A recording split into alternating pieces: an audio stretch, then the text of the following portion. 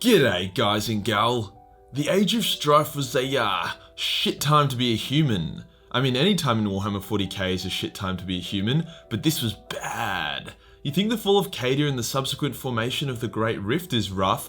Bro, the humans in the Age of Strife would genuinely give up their left nut to swap the current 40k problems for their 5,000 year shit show. 5,000 years of no Astronomicon, no Space Marines, no Imperium, tons of demons, tons of orcs, and tons of turbo penetration. Mankind was lambs to the slaughter, and get slaughtered they did. The Age of Strife was like a level 5 character spawning in a level 80 zone with no gear. Very, very bad. Before we get started, we did hit 200k recently, so I've been kinda soaking it up. I took the foot off the gas and I breathed it in. It's nice, you know. I didn't think I'd ever get here. But the time for breathing is over. Wait, no. The time for not putting the foot on the gas is over. 200k is baby numbers and we have a whale to kill. Archer's in our sights and it's time to put him in our dust. So if you have a laugh, learn something interesting, crack a smile, or you just feel bad for me, then slap that subscribe button. If we get enough people on board, we can do some seriously demented shit when we hit 300k. Hot tub stream, anybody? Today we'll go over what the Age of Strife was and what caused it. We'll then talk about how it ended and the effects it still has on the Imperium to this day. Let's get into it. After covering the Dark Age of technology, which was the direct precursor to the Age of Strife, it only makes sense to continue our dive into the history of 40k with a cheeky bit of continuity. If you haven't seen that video, which you should totally see that one right after this one, basically, the Dark Age of technology was the golden age of mankind. This was the time where mankind invented shit, made friends with aliens, became gods, and then robots and galactic blood orgies ruined everything. That's not a punchline, that's just what happened. See, mankind at their peak had a bunch of killer robots doing everything for them. Apparently they didn't watch many movies growing up because they were shocked and surprised when said killer robots went full Skynet on their ass. Mankind ended up victorious, but the war was so bad that most of their technology was lost and tons of people died. To make matters worse, the Elder had begun slapping that ass too hard, resulting in a new god beginning to form in the warp.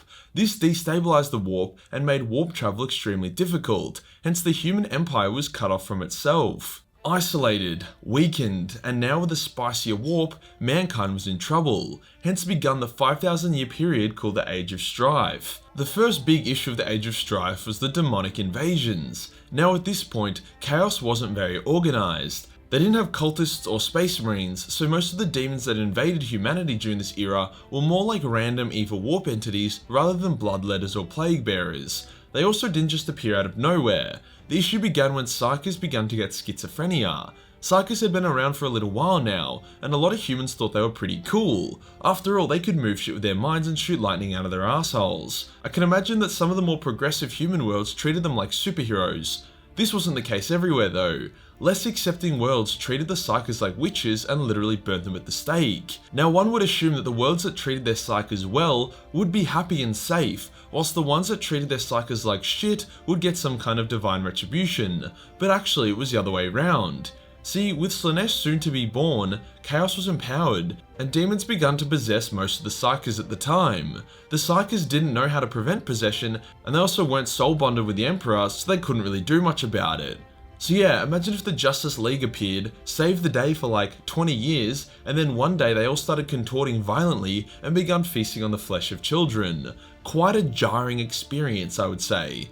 As such, countless worlds were lost, as either the demon psykers tore them apart, or the psykers were turned into living chaos portals. The worlds that survived had either genocided their psykers, such as Night Worlds, had a strong enough military to fight off the demons, like Mars did, or had psykers with incredibly strong wills / the knowledge to not become a chaotic bitch, like Prospero. This was the most extreme example of what could go wrong during this era, but many other planets suffered devastation and destruction due to a significantly more mundane but equally terrifying method: starvation. Many planets in mankind's shattered empire were not self-sustainable. Maybe it was a mining world which relied on food imports. Maybe it was a forest world that relied on imported medicine to deal with the world's bacteria and viruses. Maybe it was an ice world. Thousands of planets worth of people were now cut off from trade routes, hence entire worlds starved, died of sickness, or froze to death, with absolutely nothing they could do about it. Attempts to flee these worlds and engage in warp jumps mostly resulted in horrific warp-induced death. To be honest, I reckon I'd rather take my chances fighting some demonic psykers than fighting my ever-dwindling supply of food, water and medicine. Most worlds mankind had were following this slow and steady collapse due to a lack of resources, and only survived due to the Great Crusade. Fulgrim's home planet had an extremely strict breeding policy, as well as the fact that pretty much everyone worked 24/7 to hold what was left of this shithole planet together. This was the case in most places. If your planet had resources and no psykers, you still weren't out of the woods yet. With mankind's fall, previously suppressed hostile xenos began to rise. Orc populations boomed and began wiping out entire human civilizations as the increasingly sadistic Elder began to raid the worlds for sport. Other horrifying xenos also joined in for the fun, and they enslaved, genocided or preyed upon humanity.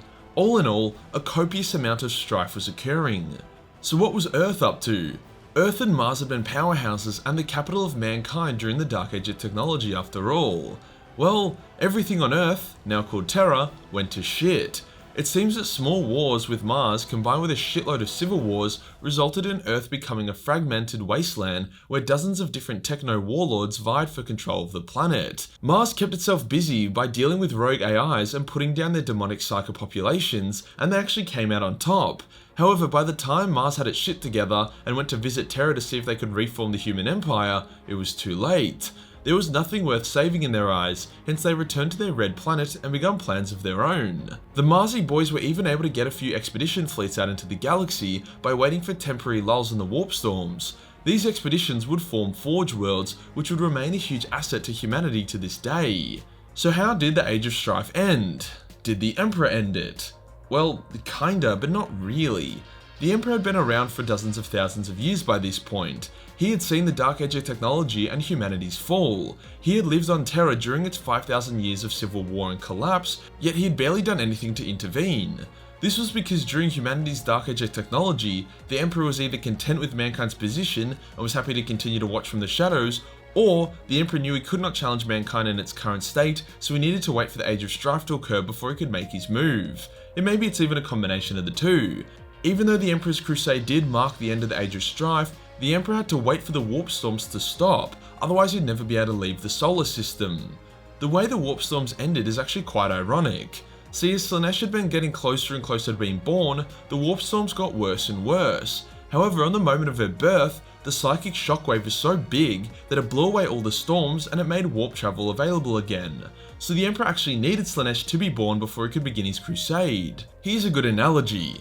Imagine a super volcano that was going to erupt and had been spitting out a shitload of ash and soot, so much that it was impossible to fly a plane due to the sky being so full of this shit. Then imagine just as the volcano erupts, America drops a nuke on it, hence creating a mega ultra explosion that destroys China, but also creates a shockwave so big that it blows away all the soot and ash, making flying possible again, but getting rid of China. That is pretty much what happened as the birth of Slaanesh created the Eye of Terror, which in this analogy is irradiated China.